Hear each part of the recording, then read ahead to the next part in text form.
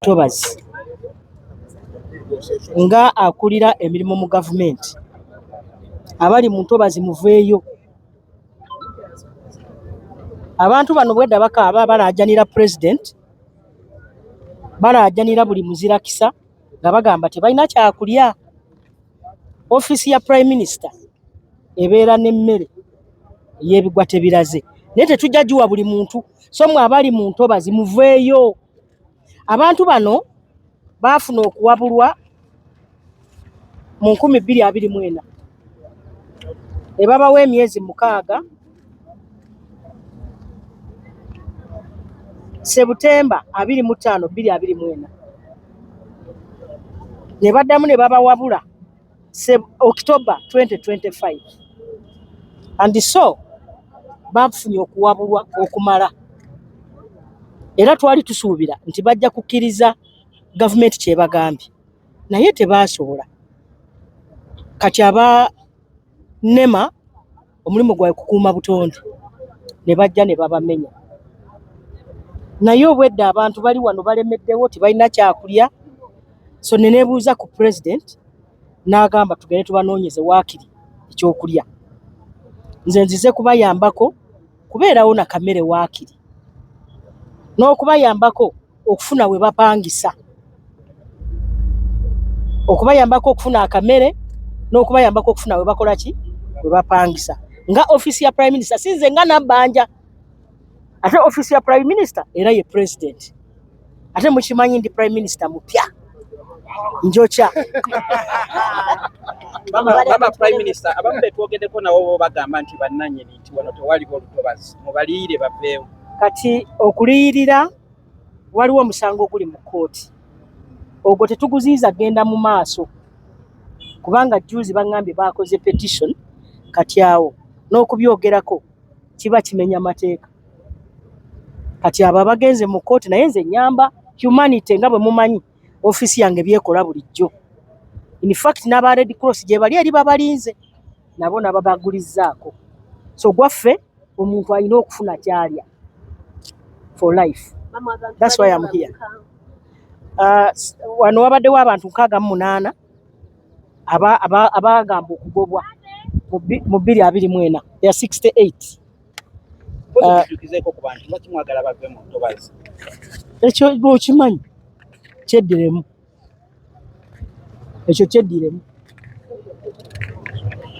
Bano bali 68 ate tulina neno lisiti eriko abantu 12. So toto 68 ne 12 be bantu 8. 80 families. But of course nga bwe mumanyi abamu babadde bapangisa bayinza okuba tebali kuki ku lisiti kuno. Abamu ba maama, abamu bakapangisa wano, abamu badde bapangisa ne bakolerawo. That's why I allowed tuwandike ne lisiti endala ey'abapangisa. Bano babadde bananyini mayumba.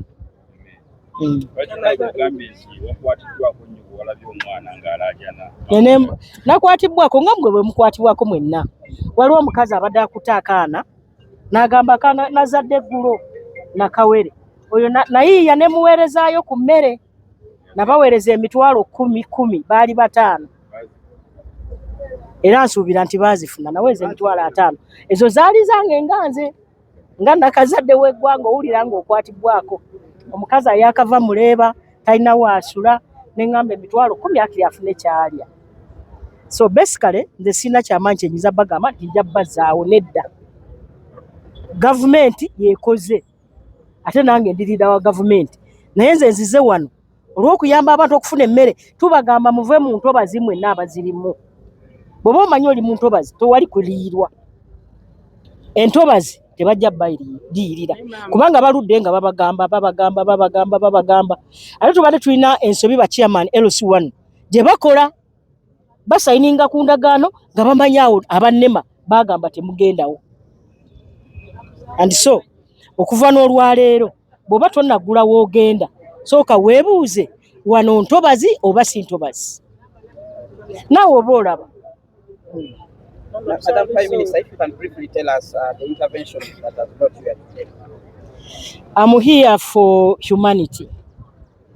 I'm here to give compassionate relief support to people to survive, because since when they were evicted 5 days ago, some of them claim they don't have what to eat. So I'm here as a Prime Minister of Uganda to support them at least with survival. That's all. But they are aware that they were in this place illegally. So my being here is well known by the president.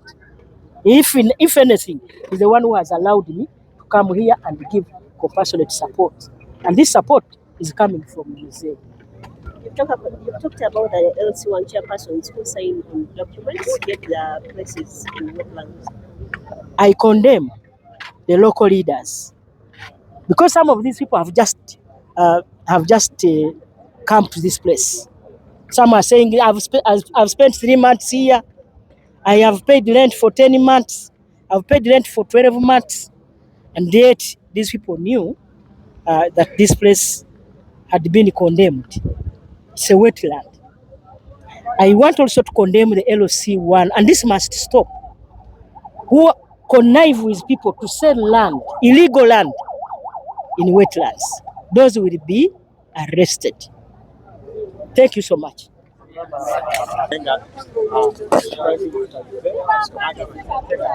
Embeera bwetu bweri kati bagezaako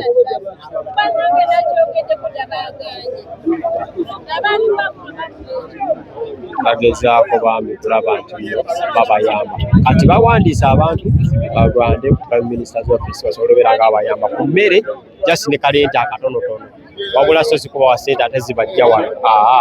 Kamere ekyo mukikwate bulungi, era Prime Minister agambye just bagenda bawa mmere. Embeera bwetyo bweri wano eno, naye ng'abantu bo badde bagamba baagala kulaba nti nno bafuna obwenkanya ku ttaka lyabwe. Prime Minister agambye nti emmere ebisigadde. So embeera bwetyo bweri wano eno Kawaala basobola bwetyo bweri wano eno. Embeera bwetyo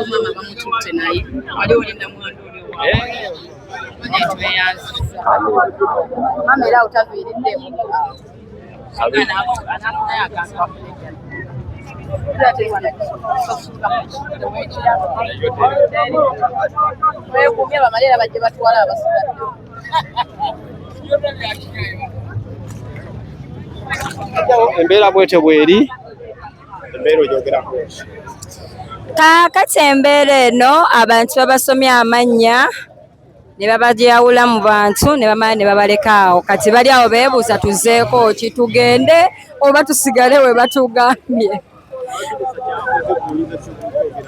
Prime Minister kyakoze kye bayita okujjiisa. Wali weesunzeko okulya ennyama n'okoma ku ssupu, kati saawa zinene abantu kye baliko baada bamanyi abajjiisa bujjiisa. Abantu abamu babadde beesunze nti Prime Minister kazze omugala tikugenda kubeera awo, akamere tugenda kukafunirawo, naye abagambye balina genda ku ofiisi wano. Justin ndowooza abadde azze confirming amannya kirabika. Abagambye bo bamusanga eri ku ofiisi, ndowooza babasunsulemu bongere okulaba oba bafunayo akamere.